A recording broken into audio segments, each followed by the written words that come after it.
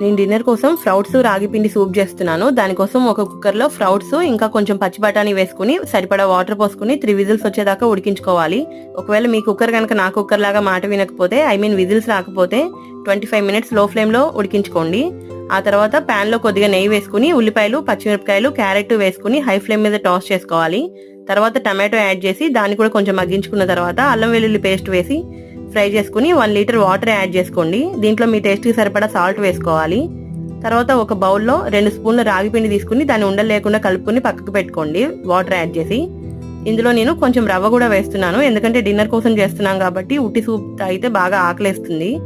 అందుకే 1/2 కప్పుతో 2 కప్పులు ఎర్రుప్మా రవ్వ తీసుకున్నాను. మీరు ఏ రవ్వ అయినా యూజ్ చేయొచ్చు. ఆ తర్వాత వాటర్ రోలింగ్ బాయిలింగ్ అవుతున్నప్పుడు సూప్ లో మనం ఇవి వేసేసుకోవాలన్నమాట. రవ్వ, రాగి పిండి ఇవి వేసుకున్న తర్వాత ఇలా దగ్గర పండించుకుంటే టేస్టీగా ఉండే సూప్ రెడీ అయిపోతుంది.